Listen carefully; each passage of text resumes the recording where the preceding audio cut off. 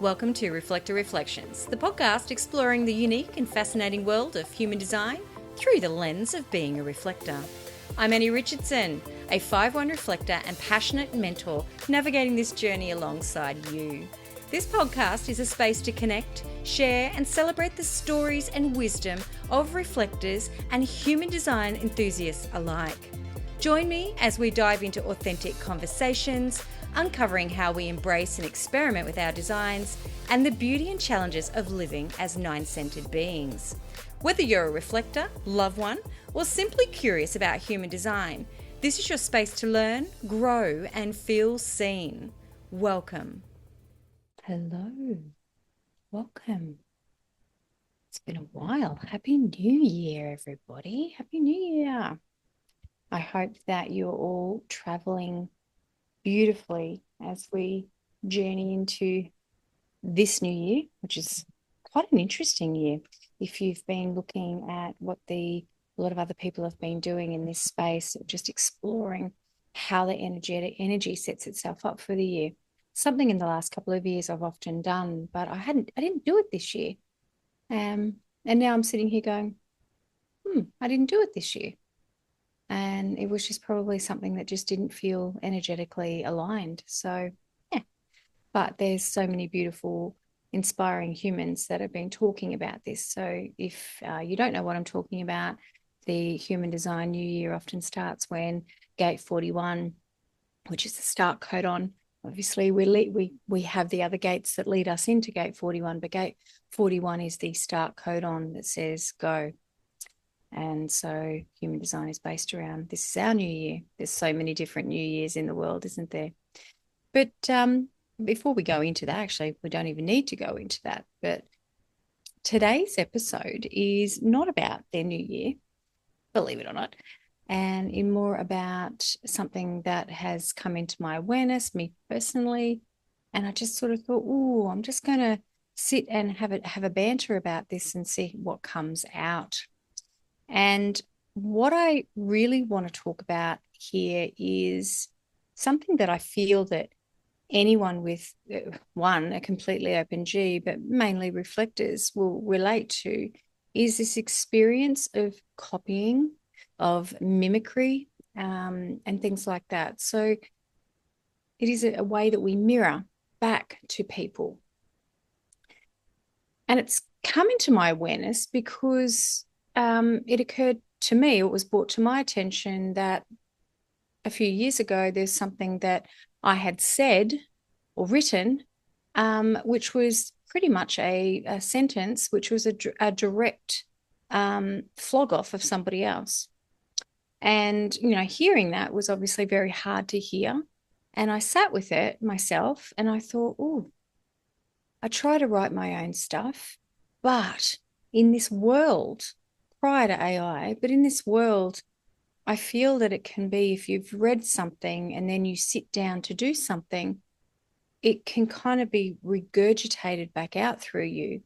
So the intention is not, I'm going to copy this person's content, but maybe more about, I really, really resonated with that and have taken on that identity as my own, or I've taken on what they've said as going, yes, and that full body feeling.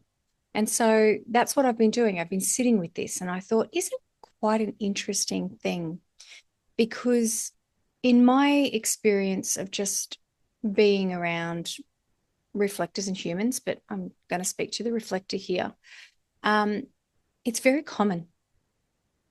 And I would love to invite you to explore this for yourself. How often maybe you've read something or really immersed yourself in a teacher or a mentor or studies, and before you know it, you're talking like them, you're acting like them, so it's the way it is, and I get that.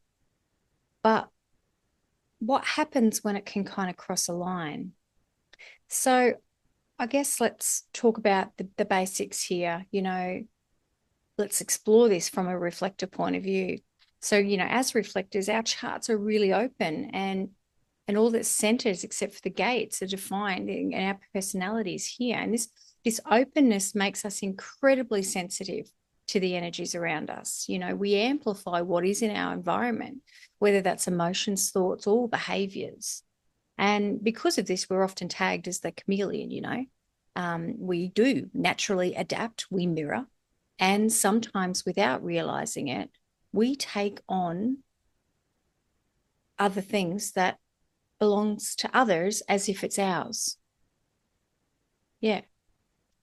And this can sometimes show up for us in big ways, like actually adopting somebody's belief systems, or just in small ways, like mimicking somebody's language or their sentence, or something that they've written, and it sounds really good, and you really, oh yes, that sounds really lovely. That's what I'm going to say now. And just again, going back to my experience here, it's something that from a trusted person, somebody who I really like, and 3.5 years later, they brought it to my attention to say, hey, by the way, this is something that I saw that you said. And I thought, oh, I love hard conversations, by the way, and I'm always trying to better myself. So for something that I've done, I can't turn around and go, oh, no, I wouldn't have done that for that reason. It'd be like, that actually, I think my response was, yeah, that actually probably sounds like something I would have done, because I understand the nature of the beast of copying and mimicry and being the mirror. So I guess what I want to sort of explore this is in this uncomfortable, even me talking about my own personal experience, but that's how it is. Where does this come from?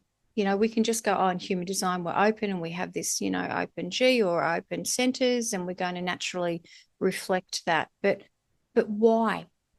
So why do we do this? Why is it? Is it that our centers absorb this information, we take it on, we feel it's ours, and then we regurgitate it back out?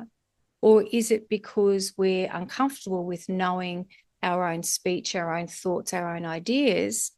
And so when somebody else is kind of providing us something that resonates, do we then identify that's now how I'm going to speak and do it? And so for me, just using myself here, I think it's a bit of column A and a bit of column B. So in the past, I've looked back now, exploring this throughout my life, and gone, there's so many things that I've picked up from others. And I'm not talking about conditioning here. I'm talking about literally taking on others' belief systems, their ideas, their thoughts, their sentences, the way they write, the way they do everything as my own, and in a way lay an identity to that. And then there's other times where I kind of have thought, well, why am I doing that? And it's often because I'm insecure in my own process, or have been insecure in my own process, and I'm unsure how to actually put this into language or values or words, or the world has shown me this is what I need from you, and I don't know how to experience that. So my experience is then to experience it through somebody else, and then be like, well, that's my answer. Even as I'm talking about this, it's really uncomfortable in my body, because it's just like, yeah, there's a part of my life that's been like this. And I'm fairly certain there's a part of your life that's been like this. And that's why I'm having this uncomfortable discussion, because we are little mimickers, what was that movie? The oh gosh, I've got to remember now. I've got to pull it out of my head. Mocking jays, the jays, and they would mimic. So, and there's a bird here. It's called the lyrebird. Lyrebird. Actually, now that I think about it, that's kind of quirky. But the lyrebird, and it picks up and mimics sounds from people, like car alarms, what people are saying, babies crying. It's a really creepy bird. I should put something in there, but we're naturally going to do it. So a general theme for reflectors is we can often think that something is our idea. And I know many times in my life, I've often been like, oh, I've got this idea, amazing idea. This is what I'm going to do now, right? This is what I'm going to do. And then I start to proceed forward, and then I find that 6 billion other people are doing it. And I'm like, They've stolen my idea. But I often ask myself, is it a copying, not a copying as in being a copycat, but is it a mimicking? Is it a energy to energy kind of thing that suddenly we then go, oh, this is mine and I've got to attach identity to it? But it's really not. It's a collective energy. It's a collective mind. So I see this a lot in the reflector community where one will pop their head up like little mushrooms that we are, little mycelium, pop, pop, pop up there, fertile fruit, and be like, I'm going to start doing this now. And it activates and initiates others to do likewise. And sometimes it's a very similar thing because the sameness and the feeling of that copying very loosely here plays out. And for me personally, I feel like that's a part of this process that we can be really caught into people, places, and things that feel like us. How many times you've heard on this podcast throughout the years, how many sports have I done? How many accents have I picked up? How many things? All of the guests that we've had on. How many lifetimes and identities have they had? Are we going to have? And for me, just going back to this one situation where this person had said, yeah, you stole that. Well, they didn't actually say those words. You copied that from me. And I thought, oh, wow, how much else have I copied in my lifetime? How much information have I put out there, or how much have I regurgitated out that somebody else? And I think, well, that's life, isn't it? We go to school, we're taught from somebody, we learn that way of thinking, and we do that. We go to university, we learn to be psychologists, we learn to be teachers, we learn to be whatever we are. And suddenly we are sprouting these kind of things and this doctrine and how it is. So it's the nature of the beast that we're going to learn and adapt and copy and follow. But at what point does it cross a line where you're not honoring your own thought process, your own feeling process, and also the thoughts and feelings and hard work of other people who have taken the time? And I guess this segues us into what's happening at the moment with, AI. Everyone loves it. It's great. Helps us get things done so much faster. But also, are any of our thoughts, feelings, desires, writings, is any of it sacred anymore? So we're, seeing a mass saturation of information. And so people are becoming, just from my experience, again, I'm feeling the energies of people becoming really like paranoid about, well, that was mine and that was how I wanted to, say it and share it. And then this person's come along and now they're doing it in the same way. And you read these things and you know that it's regurgitated through the AI platform. You just know, you can feel it. It's just like sometimes someone, you've known them for 4 to 5 years and there's no way they write like that, but suddenly they're fucking English professors. And that's fine. Sorry if that sounds like I'm having shade, but you do you. But it's also about, well, everything now is open slather. Everything. Anything that you write, anything that you put on the internet, anything that you feel is yours and you've got identity to it, you're going to put it out there and it's now somebody else's. And so I guess there's pressure there, isn't there? For whoever is listening to this, or reflectors especially, we're going to know this. There's so much pressure to go, well, I just want my own space in the world. I want to have this for me. And now everybody else is doing it, or now my words are kind of mimicked and copied. I don't know if you've had this experience yourself, but it's very, very common. And for me, I kind of just sit there and go, well, this is where true authenticity can kind of start to show up, because somebody could copy my words. I could copy other people's words. I could copy their expressions. I could copy all of that. But I am me and I'm very mindful and I'm very in my experiment of taking my time, talking my talk, walking my walk. I'm not here anymore to please others. If something makes me laugh, I want to share it. If something makes me uncomfortable like this, I want to share it. and I'm going to do it through my own way. But that's taken me some time. So I don't even know where that kind of goes, but it's more about getting to that point of going, well, why do we copy or why do we mimic? And one, I think we do it to please and to adapt our energy and our frequency if it's healthy. And then we can release that and let it go and not identify with it. But what happens when we become kind of stuck in somebody else's expression, opinions, wants, in their definition, for example? What happens when we kind of get, intertwined in who they are and suddenly that's who we are?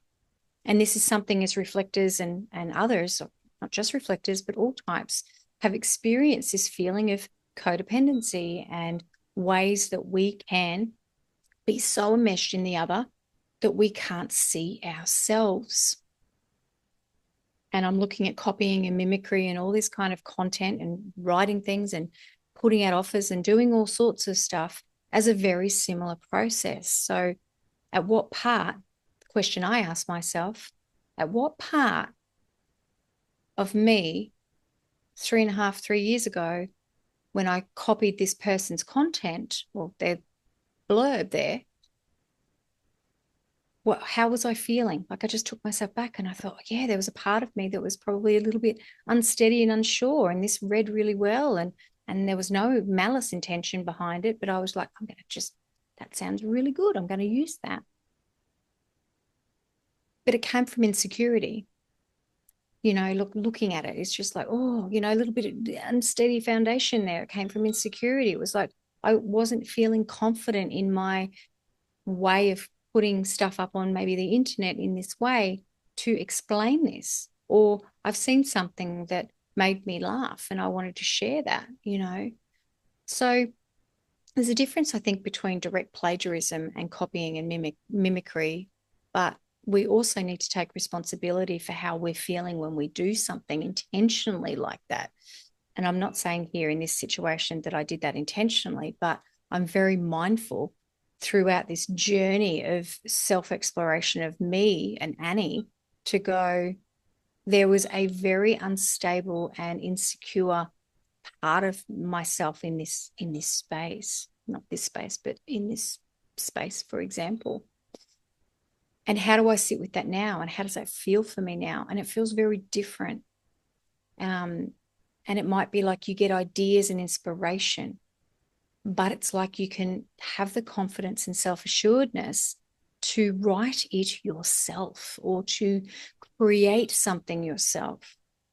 And it might seem similar, but as long as it comes from you and a you-ness, then I think that's what we want to get to. And that's the whole process of why I do the work I do. It's about, reconnecting to oneself, really getting to know who we are. Because when we don't know who we are, we're naturally going to pick up on other people's things. But how many times have you been really sure about something? And no matter how much somebody comes into your orbit and they want to try and change your mind or change your opinion, you're like, no. So that energy is that self-confidence, that's assuredness, not going as far as stubbornness here, but that assuredness of going, I know me and I know how I'm going to react. I'm going to write. I'm going to respond. I'm going to be in this space.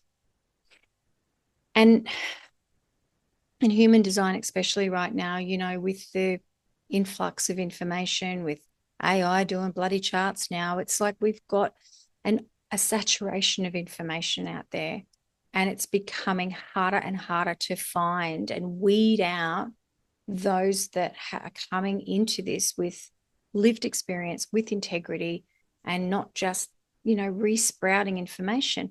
And I say this lovingly because it's even the same information some people put about, the original teachings of human design from Ra.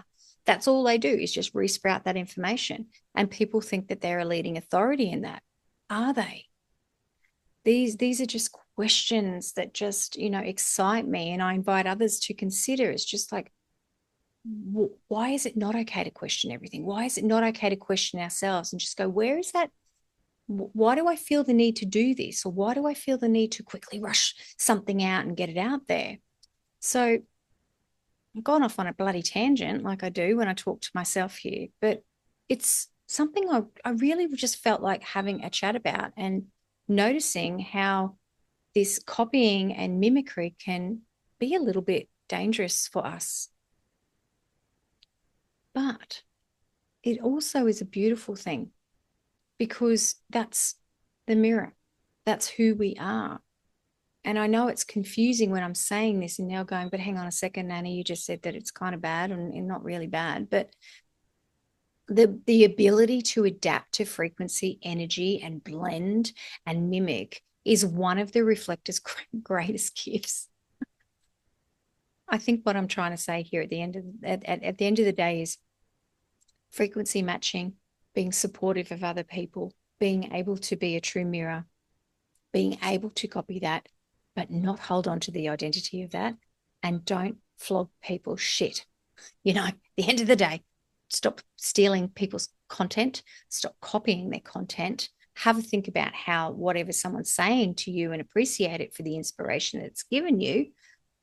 And how about you kind of like feel that through your energy and your experience, and then go, this person was talking about this, and this is how I'm feeling. And I want to express this through my own lens, opposed to just copying their stuff. Yeah, their stuff is a bit like blasé there, but So being practical, I wrote myself some little notes here on a thing about how are ways that we can snap out of this feeling of, because we are looking at the not self. I say not self in air quotes here, but the aspects of these human design centers when we look at them from the openness and the undefined shadow sides, and the conditioned side of that. And so what are ways that we can kind of like tap into that pressure, mental and physical, tap into that self-worth that we're feeling, or that lack of identity, or that lack of, courage, or not trusting our instincts. How are ways that we can traverse this so that we can honor us, like truly us, and speak and write and show up as more authentically ourselves. And it does come down to awareness. It comes down to self-awareness. And how do we get that? We start paying attention. We start having these uncomfortable conversations with ourselves. Instead of getting defensive when that person had mentioned that to me, I was very curious, because I thought, here's these moments where Annie gets to explore past Annie and go, what's going on for you? But I'm lucky. No, I'm not lucky, because I've done the fucking work. But I'm fortunate that I have a lot of tools in my toolbox. I have a lot of arrows in my quiver. And I know that there's so many of you that do too, leaning into our grounding practices, leaning into our breath, creating nourishing environments, creating or having beautiful people in our spaces. We cultivate these experiences around us, and we can drop into the anchorings of who we are through this process, and through the process of not just diligently tracking your lunar cycle, but honoring your wait process, honoring the time that it needs, or that you need, to come to clarity, and just sitting with yourself. We counselor Annie coming out here, but we so often run away from ourselves. We just outward. We're just like parachute. We're just going to eject out of that jet plane, just hit the button. We're out of here. And we're not willing to kind of sometimes just sit here, just literally sit and just go, it's okay. I'm just going to sit with this. I know it sucks, but I'm just going to sit here, even if it's for 10 seconds, 30 seconds, and just go, okay, that's enough. This brings awareness, and it cultivates more awareness, because the more that we're aware, the more we build up that muscle, and it just keeps going. So I guess I don't really know what else to say on this, but the openness is a gift, and we are naturally going to mimic and copy. But at what point is it truly ours? And as we kind of keep moving into this space of advancement, it's the wrong word, but growth, we're changing, we're evolving, and with so much content, how are ways that we can avoid, not necessarily avoid, but honor our own process, honor what's true for us, regardless of if we feel it's wrong?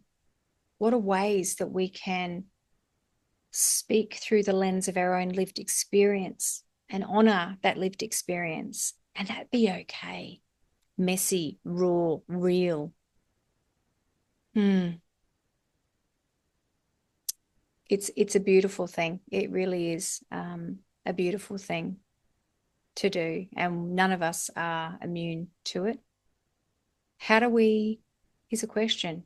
How do we evolve going forward in this space? Like, I speak to some people and they're like, it's just the nature of the beast. This is what it's going to be like. Okay. But how can we, how does this make you feel?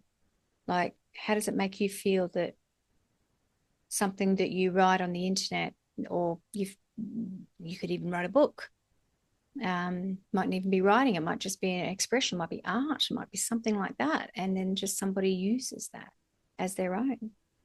I mean, are you proud? Are you happy? Maybe you are. Maybe you're just like, absolutely, anyone can use anything that I have. Or maybe there's a sense of identity to that you've attached, and that's just like, that's mine.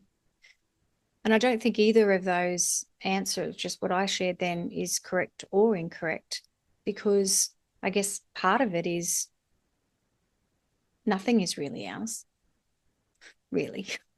And maybe the latter of that is everyone can share everything, is a better way to approach it. And having and attaching to ideas and identities can actually be detrimental to us, because we're not free flowing then, are we? We're being very rigid in this is who I am, but it's really not. So as I kind of like sit with this and explore it, I'd really love to hear your thoughts on this as well. And now that I'm saying it out loud, which is my process, I'm feeling that. I'm like, why do we have identity to anything that we've done? Why do we have that?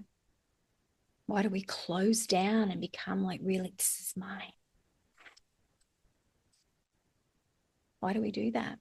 Because it constricts us. Whereas just handing it over and just be free flowing in a way, not free flowing, but sharing and caring, but it really opens up that expression. And just one more example here about that, which just dropped into me. There's been periods in my life where I've had massive amounts of ideas. I mean, oh my gosh, I am the ideas queen. Like, you probably are too. I could start a new business every day. And I've really learned to just go, I don't have the energy for any of that. And I wish that I could just be an ideas hub and just go, here's an idea, put it out there to other people. Nothing's mine. I'm just maybe tapping into the collective consciousness of that. So I don't kind of identify with it anymore. But sometimes I do like to still attach to things that are mine, like this podcast. I feel really passionate about it. I feel like it's mine. And it is in a way, but it's not mine, it's ours. But there's a part of my energy that's kind of entwined in it, and the way that I the world and ever evolve, I feel like, well, that's mine. But is it? Because it's always evolving. You never know. The offerings that I have, the work that I do, it's very similar and same-ish. I've managed to kind of like get myself into a space that I'm very, very passionate about. Will that change? I don't know. Will I adapt? Will I grow? I don't know. Having that fluidity to kind of allow myself to explore into that. Will I be initiated and excited by things that I read? Absolutely. Always. Absolutely. Some of the best ideas come from reading other people's content, or being inspired by the revolutionaries that are going, have a think about this. And I'm just like, yes. But I'm trying my hardest to not attach to anything, to live my life correctly, to kind of allow that non-attachment to be a part of it, but at the same time still support myself, my family, my creative flow, my lived experience through the only way that I know how, and that is through my expression. And so my expression is my expression, and it's always going to show up uniquely as me, and no one is ever going to be able to copy that. They can try, and that's fine, but no one can ever be you, no one can ever be me. We're all going to have this beautiful uniqueness that is us, and it takes a lot of courage and surrender to know that and drop into that safe space within us to go, there's so much love, kindness, human design, gene keys, all the things, astrology, whatever it is, there's so much of it to go around. And we don't need to become insular and not supportive and just mine. We can collectively grow together, and we can support each other together. You know, collaboration always over competition, my friends. So that's all I got to say, I think, on that. I would love your thoughts on copying and mimicry. Yeah, I'd love to know how that has played out for you. And yeah, maybe we can build on this together. Sending you so much love. Take care. Bye.